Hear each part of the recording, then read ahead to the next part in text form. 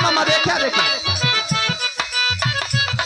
तू चीज बड़ी है मस्त मस्त, तू चीज बड़ी है मस्त, तू चीज बड़ी है मस्त। एक मिनट, ये तो हम मामा पर गाए थे ना।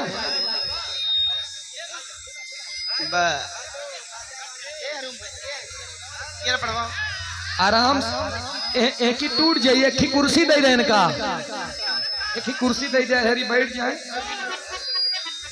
ए लड़के सुनील सुनील चौरसिया भैया हमरे आए? नहीं ठीक बा। 21 रुपया का पुरस्कार भैया के नमस्ते बा, बार बार प्रणाम बा। आप लोग इत्मीनान से बैठा भाई, हम सुनील भैया के भी नंबर देते ही। लेकिन है भैया गीत के लाइन में ही लड़का बताओ बमाई आदि शक्ति जगत जगदम्बा के चौड़ों में जाकर के अरदास करो धीरज भाई। हेलो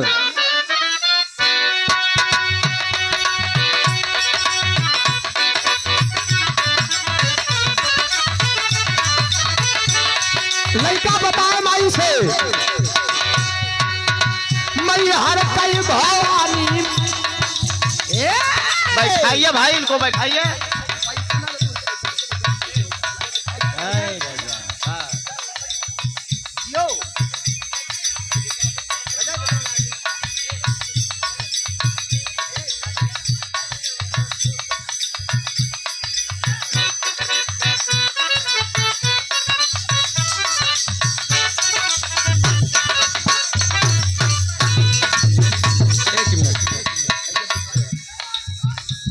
हेलो कलाकार के दांत तोड़ दे के नहीं औका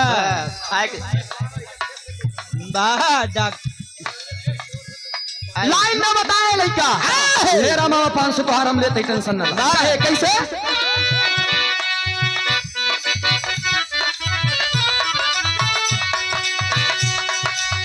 मैहर कई भवानी माई मोहनी मुरातिया बतिया माना हमारी। मैहर के भवानी माई मोहनी मुरातिया बतिया माना हमारे। मैहर के भवानी माई मोहनी मुरातिया बतिया माना हमारे। अरे वाह, ये मुन्ना लाल मामा जी की तरफ से, ये हमार पदे मामा लागत है। अब मामा हमारे इतनी समय मस्त है। 500 रुपया का पुरस्कार देकर अपने भांजे का सम्मान किया। इसे बैठा रहा, अब बैठे बैठे देबा एकर सम्मान और ये चीज अलग बा। या समय तोरे मामी को भूल गया, तोरे दीदी की याद कैले। ए भैया 500 रुपया का पुरस्कार छोड़ो में पहले की बहुत बहुत नमन बा, प्रणाम बा, आशीर्वाद दे हम बच्चे कला में कामयाब रहे। की भांजा बा हो की भांजी, दोनों जने के बराबर मामा ध्यान दे, सब पीछे बैठा है, कोनो दिक्कत बा नहीं। लाइन में बताए कैसे आराम से। हरिओम ले बना मध्यम। मैहर कई भवानी माई मोहनी मुरातिया बतिया माना हमारी। मैहर के भवानी माई मोहनी मुरातिया बतिया माना हमारे। मैहर के भवानी माई मोहनी मुरातिया बतिया माना हमारे। मैहर कई भवानी माई मोहनी मुरातिया बतिया माना हमारी। साजा साज आके साजा साज आके बन जा संगतिया बतिया माना हमारी।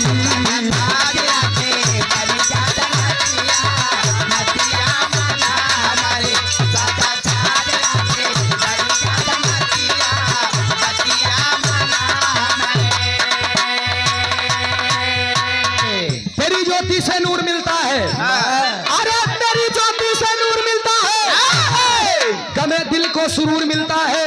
मैंने सुना नहीं बल्कि देखा भी है माँ, मैं तेरे द्वार पे जो जाता है उसे कुछ ना कुछ जरूर मिलता है। माँ चाहे, माँ एक ऐसा शब्द है, ध्यान दीजिएगा आप, माई के ममता के कोनो मोल नहीं बा, वो अनमोल बा। माँ चाहे तो दरिया को समंदर बना दे, माँ चाहे तो दरिया को समंदर बना दे, छोटे से कलाकार को कलंदर बना दे। मेरे मैया में वो तासीर है यारो, जिसे चाहे उसे मुकद्दर का सिकंदर बना दे। पहले अंतरे में बतावल गई लास्ट की अरदास करत लइका का बताए,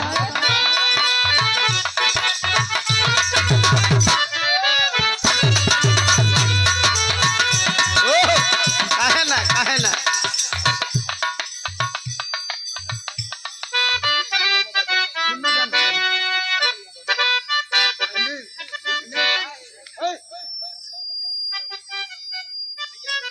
मुन्ना लाल 1 से 1 रुपया का पुरस्कार अगर हमका तोहका पता हो तो ये हाल में हो गया बात तो ठोका था तोहका हुआ। अरे जाना कहाँ हम खूंटा ठोकत ठोकत खूंटा ही एक खूंटा हो गया है का हो। अच्छा ये एरिया में जब भैंस वही समार हेराई जाए यहाँ तक हम हेरा ही आई थी रुचि नंचू हलवाई भैया हरन के मान लिया आज संपर्क हो गया।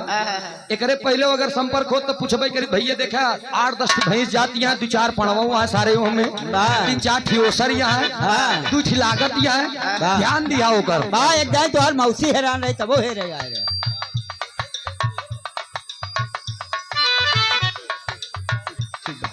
ना ठीक बा। ये 100 रुपया का पुरस्कार बहुत बहुत नमन है, प्रणाम है, आशीर्वाद दे हम बच्चे कला में कामयाब रहे, जहाँ रहे खुश रहे आबाद रहे। चच्चा यार जौन हमार तो रिश्ता वो मंच के नीचे मंच के ऊपर नहीं एक जान ला अंतरे में बताओ गई कैसे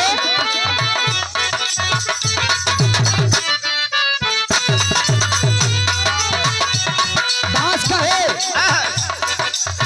सुर नार मुनि माई गावाले भजनिया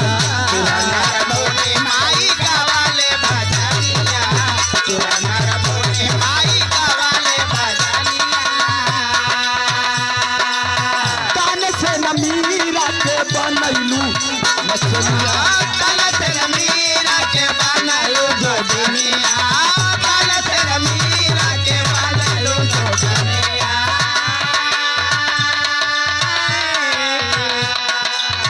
मैं दिल में काटाया के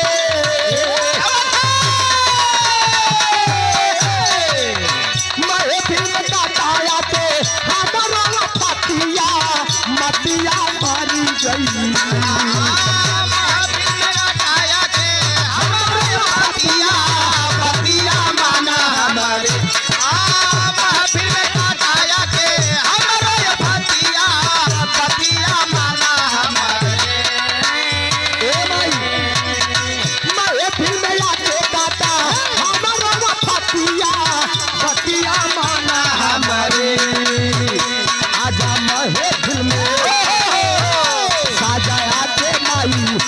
के संगतिया बतिया माना हमारी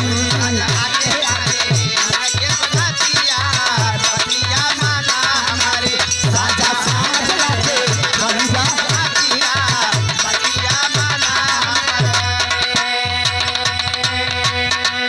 ए माई सुर नर मुनि माई गवले भजनिया तान सेन मीरा भी बनली जोगिनिया महफिल में काटा माई हमरो फतिया बतिया माना हमारी आके साजा देवी आके साज साजा बन के संगतिया बतिया माना हमारी।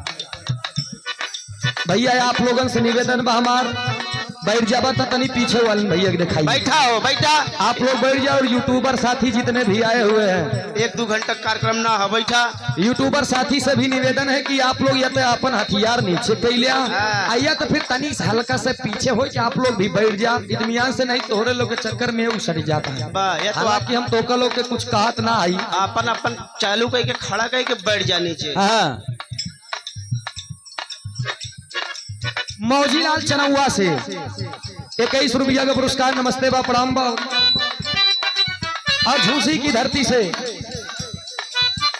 इनका बैठाई हाँ हम बैठा हुआ थी बैठ जा भैया बैठ जा आप लोग। 51 रुपया का पुरस्कार पंकज भैया हमारे झूसी से 51 रुपया का पुरस्कार बहुत बहुत नमन है प्रणाम है आशीर्वाद की आकांक्षा एवं प्रतीक्षा बा। एक छोटी सी बात ये सोशल मीडिया है, एक न धीरज भैया, ये सोशल मीडिया है, आप लोग जानते हैं। आज ये मंच पे कलाकार जो गा रहे हैं, आज का वो दौर हो गया है कि कल आपको घर बैठे ही यूट्यूब पर देखने को मिलेगा। रुचि यादव जी ने क्या गाया है और सूरज यदुवंशी ने क्या गाया है। लेकिन सभी यूट्यूबर से मेरा ये अनुरोध है भाई, आपको मेरी बातें बुरी लग सकती हैं, इसलिए लग सकती है क्योंकि मैं बोलता जो हूँ, पहली बात तो बोलता ही नहीं, और अगर बोलता हूँ तो एकदम सामने, इसलिए कि जिसे मुझसे इतराज है, जिसे मुझसे दिक्कत है, मेरे गीतों से, मेरे गानों से, मेरे चेहरों से, मेरी आवाज से, तो साहब मेरे कार्यक्रम में आप लोग मत आइएगा। लेकिन अगर आइएगा तो मेरी भी गीतें आप लोग यूट्यूब पर चढ़ाइएगा, लाइव चलाइएगा। अगर आपको ये लगता है कि सूरज यदुवंशी की गीत नहीं, खाली बगल के पार्टी में कोई भी हो, मुझसे इससे लेना देना नहीं है, लेकिन अगर आप मेरे कार्यक्रम में आ रहे हैं तो आप उसमें गीत डालेंगे। ये अब ये कुछ लोग कहेंगे अच्छा कौनो भड़वा जी का जन्म न करी मनई, वो लिखी है जरूर कि सूरज यदुवंशी को घमंड हो गया है। अरे यार 11 साल हो गए हैं मुझे विराट दुनिया में आए, उस समय एक भी चैनल नहीं लगते थे, बड़े बड़े दंगल हमने गाए थे उस समय। जमीनी कलाकार हूँ, मुझे चैनल से कोई लेना देना बहुत ज्यादा होता नहीं है, क्योंकि न तो यूट्यूब चैनल, न गंगा चैनल, न दंगल चैनल, मैं पब्लिक चैनल का दीवाना हूँ और पब्लिक चैनल का गाने वाला कलाकार हूँ, और जो पब्लिक चैनल को जीत लिया वो हर चैनल का विजेता है। इसलिए बहुत बहुत नमन करूंगा, आप लोगों का सम्मान है, सादर सम्मान है, लेकिन भाई जी से मुझसे दिक्कत है, आप मत आइए। बहुत बहुत धन्यवाद। गीत पे आप लोग ध्यान दीजिएगा। अब अपने मम्मा के लेला, मामा के लेला, मामा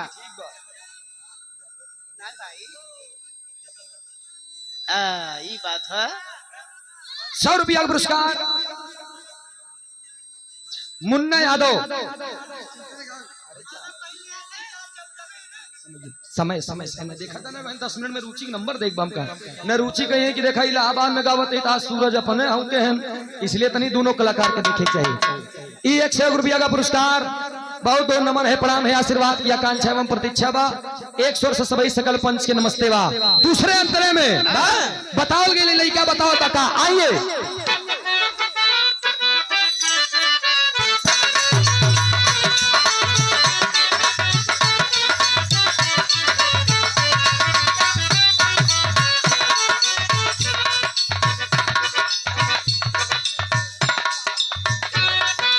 लाल बहादुर बाबूजी की तरफ से 51 रुपया का पुरस्कार। जनता बैठावे मेरे कारण भाई सब बैठा है, कोनो दिक्कत नहीं काका, बस भैया प्लीज आप लोग से हाथ जोड़ के निवेदन बा, बैठ जा आप लोग। विनय स्वीट हाउस, जिनकी सुपुत्री के मुंडन के उपलक्ष्य में आज यह विरहा का कार्यक्रम आयोजित किया गया है। मैं चाहूंगा भैया के नाम से आप लोग एक जोरदार ताली बजा करके सम्मान करिए उस बेटी के नाम से। 100 रुपया का पुरस्कार, नमन है, प्रणाम है, आशीर्वाद की चाबा। और ये देवेश पटेल जी 100 रुपया का पुरस्कार, नमस्ते बा, प्रणाम बा, आशीर्वाद की चाबा। अनिल टेंट हाउस चंदौआ से, भावी प्रधान चंदौआ से, बारे प्रधान जी जलवा भाई आप लोग के, क्योंकि प्रधान में वो हस्ती है, जानते हैं नहीं भैया, ऊपर भगवान और नीचे प्रधान, बीच में सब झंडू बाम।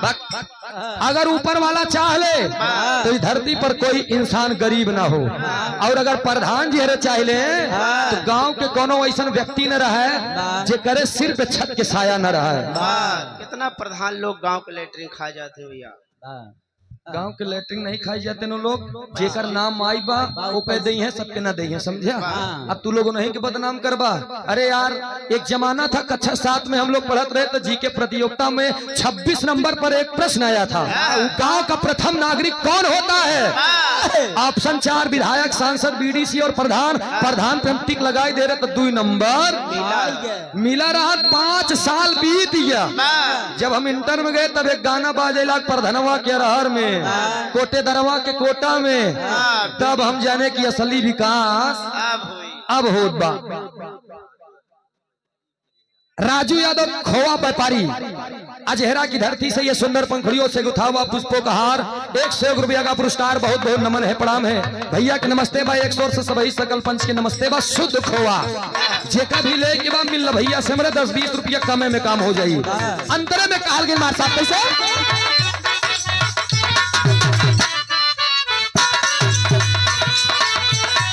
ए माई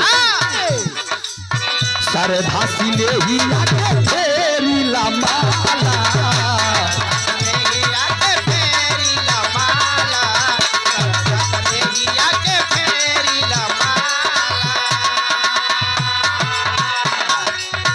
तू खवा के दारा पर खाई दा उजाला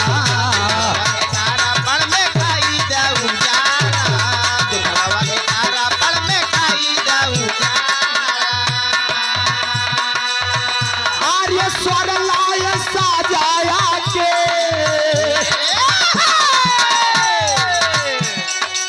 स्वर लाय साजाया के देवी अभिरतिया बतिया माना हमारी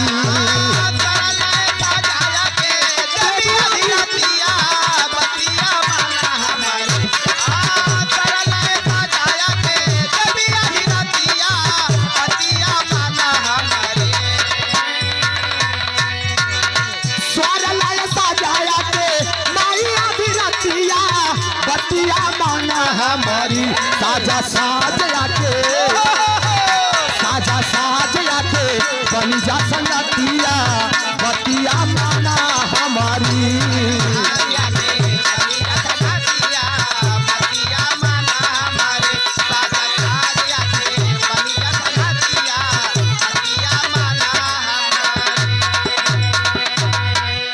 सुनील चौरसिया जाबाज कलाकार।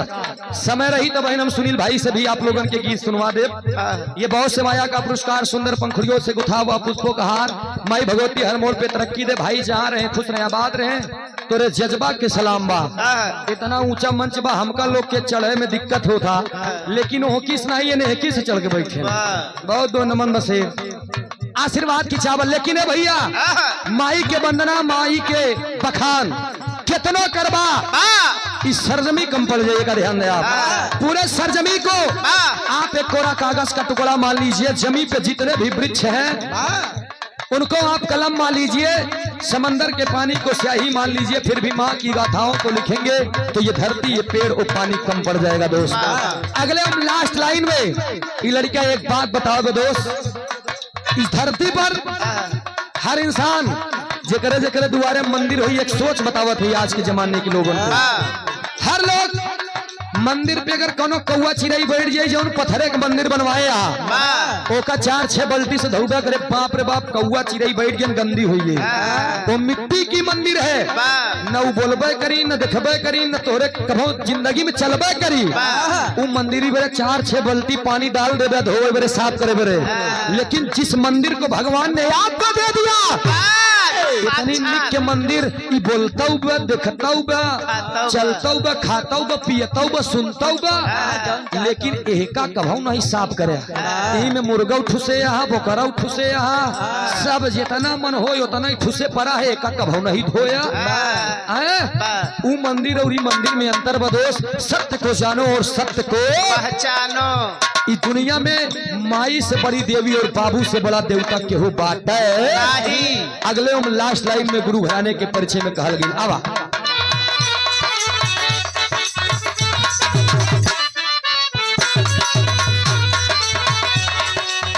भुल्लू रामधार है गुरु राजा राम हो।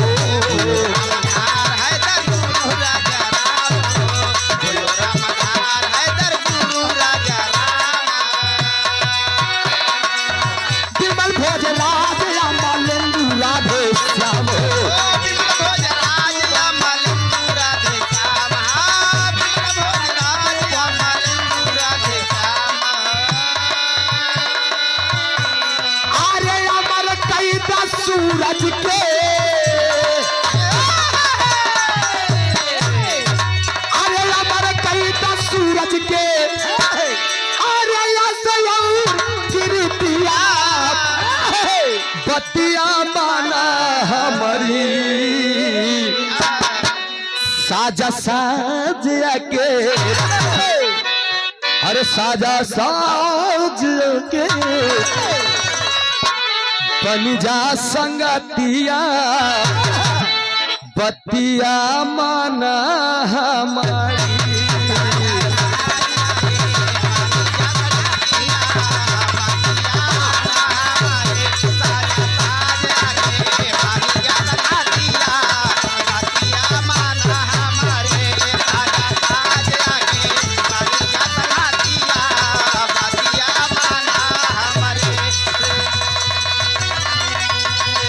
बहुत बहुत शुक्रिया।